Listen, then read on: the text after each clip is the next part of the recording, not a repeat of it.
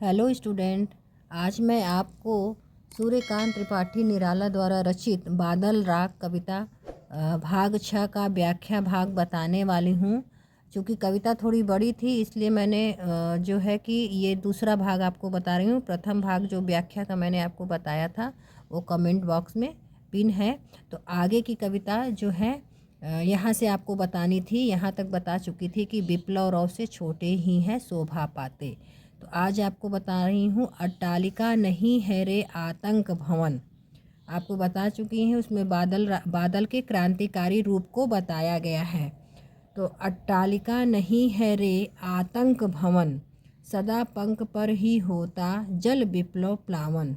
अट्टालिका नहीं है रे, ये जो बड़े बड़े भवने हैं वो क्या है, सिर्फ भवन ही नहीं है, वो क्या है, आतंक भवन है। वास्तव में क्या है, वो आतंक भवन है। थोड़ा ध्यान दीजिएगा, आतंक भवन मतलब वहाँ पर भय का निवास है, डराने वाले वहाँ पर भवनों के निवासी रहते हैं। अट्टालिका नहीं है रे आतंक भवन, जो बड़े बड़े जो महल हैं या जो घर हैं वो सिर्फ महल या घर ही नहीं है, वह आतंक भवन है। वास्तव में वह वहाँ पर जो है भय का निवास होता है, आतंकित करने वाले लोग होते हैं। सदा पंख पर ही होता जल विप्लव प्लावन। आगे वो क्या कहते हैं कि कवि का ये कहना है कि सदा पंख पर ही होता, जो बारिश होती है, जो बाढ़ होता है, उसका सदा कीचड़ पर ही प्रभाव होता है। जल विप्लव प्लावन, जो बाढ़ का, जो बादल का पानी होता है, उसका प्रभाव सदा जो है पंख पर यानी कीचड़ पर ही होता है। क्या कहना चाहते हैं कवि कि जब बाढ़ आती है, विप्लव प्लावन, जब जब जब जल का जो है बाढ़ आता है तो वह कीचड़ को क्या करता है, विप्लव प्लावन, वह उसे बहा ले जाता है। जल विप्लव प्लावन, वह जो है कीचड़ को बहा ले जाता है।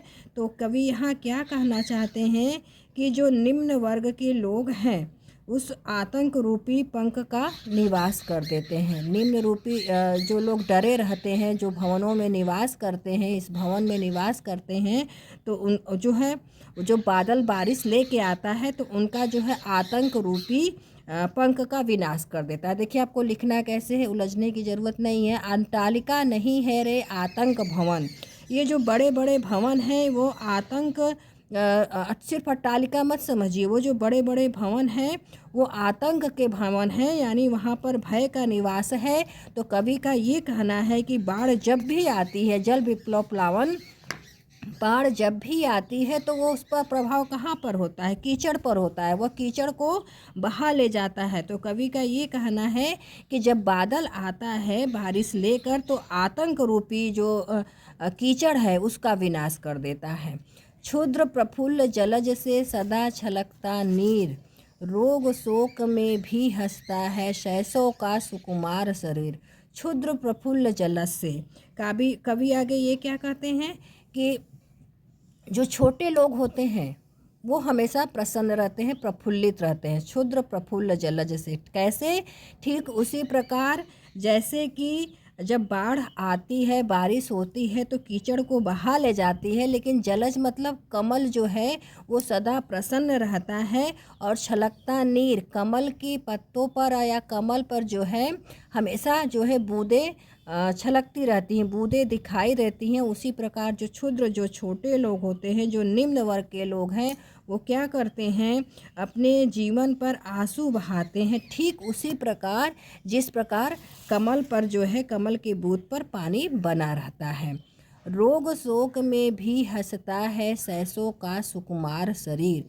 कवि आगे क्या कहते हैं, रोग शोक में सैसों का सुकुमार शरीर, जो छोटे लोग, छोटा होते हैं, जो बचपन के लोग होते हैं, मतलब जो छोटे लोग होते हैं, बच्चे होते हैं, वो चाहे रोग हो चाहे शोक हो, वो सब में क्या है, हंसते रहते हैं। धन के अभाव में भी क्या कहते हैं, फिर से देखिए, सैसों का सुकुमार शरीर, जो बचपन का सुकुमार शरीर होता है रोग शोक में हंसता रहता है, अर्थात वह किसी भी परिस्थिति को समझता नहीं है, फिर भी वह प्रसन्न रहता है। सैसों का सुकुमार शरीर रोग शोक में भी हंसता रहता है। रुद्र कोश है क्षुब्ध तोष, अंगना अंग से लिपटे भी आतंक अंक पर काँप रहे हैं, धनी वज्र गर्जन से बादल। रुद्र कोश है। यहाँ कवि ये कहना चाहता है कि जो धनी है, जो अमीर है, उनका रुद्र है। कोश क्या है? भरा हुआ है, खजाने से भरा हुआ है। क्षुब्ध तोष, फिर भी तोष मतलब संतोष, उनके पास क्या है? संतोष नहीं है। अंगना अंग से लिपटे भी, अंगना मतलब स्त्री, अंग मतलब शरीर से। यहाँ पर ध्यान दीजिएगा, अंगना अंग से मतलब कि जो धनी लोग हैं उनके पास सभी प्रकार के वैभव हैं, उनके पास धन है, स्त्री है, सभी वैभव हैं, उसके बाद भी वो क्या है? काँप रहे हैं। फिर से अर्थ देखिए, रुद्र कोश है क्षुब्ध तोष।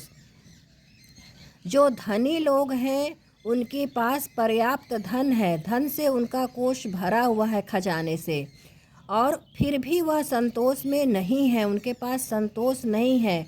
वह स्त्रियों के अंग से लिपटे हुए हैं, अर्थात वह सभी प्रकार के वैभव से संपन्न है, फिर भी आतंक अंक पर काँप रहे हैं। फिर भी वो धनी क्या कर रहे हैं? काँप रहे हैं। वज्र गर्जन से बादल, ऐसा लग रहा है कि तुम्हारे गर्जन से वो बार बार डर जा रहे हैं। और त्रस्त नयन, उनके नेत्र क्या हैं? डरे हुए से हैं, मुख ढाँप रहे हैं और मुख को ढाँप कर भयभीत हो रहे हैं, अर्थात सभी तरफ बादल तुम्हारे भय का साम्राज्य हो रहा है। जीर्ण बहू है शीर्ण शरीर, तुझे बुलाता कृषक अधीर। क्या आप कभी यहाँ पे कहते हैं कि हे बादल, हे क्रांतिकारी वीर बादल, जीर्ण बहू है शीर्ण शरीर। कवि यहाँ पर कहते हैं कि हे क्रांतिकारी वीर बादल, जो बेचारे कृषक अधीर व्याकुल हैं, जो बेचारे जो किसान हैं वो व्याकुल हैं। क्या कहते हैं कि जीर्ण बहू, उनकी बाहें और शरीर, शीर्ण शरीर, उन्होंने बाहों और शरीर की शक्तियों को खो चुके हैं। जो किसान हैं वो व्याकुल हैं, उन्होंने अपनी जीर्ण बहू मतलब बाहों की सारी शक्तियों को खो चुके हैं और शरीर की शक्तियां भी समाप्त हो गई हैं। हे क्रांतिकारी वीर बादल, वो क्या कर रहे हैं? हरियाली की आशा में तुम्हें बुला रहे हैं। चूस लिया है उसका सार, हाड़ मात्र ही है आधार, हे जीवन के पारावार। कवि क्या कहते हैं कि गरीबी और विवशता ने इन बेचारे किसानों का जो है कि सारा सार तत्व, अर्थात सार तत्व यानी प्राण तत्व को खींच लिया है। हाड़ मात्र मतलब हड्डियों का ढांचा ही मात्र उनके पास बचा हुआ है और वह तुम्हें जीवन का सागर मान रहे हैं, जीवन के पारावार। पारावार क्या कह रहे हैं? पारावार मतलब होता है सागर।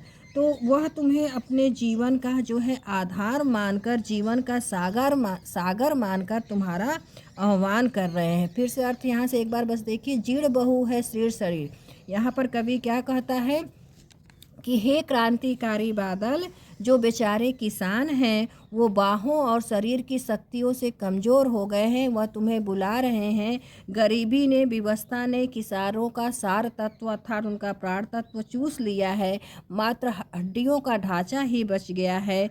इसलिए हे किसान, वो जो किसान है, हे किसान नहीं, वो किसान जो हैं, अब तुझे ही अपने जीवन का पारावार यानी जीवन का सागर मानकर तेरी आवाहन कर रहे हैं, अर्थात तुम्हें बुला रहे हैं। धन्यवाद।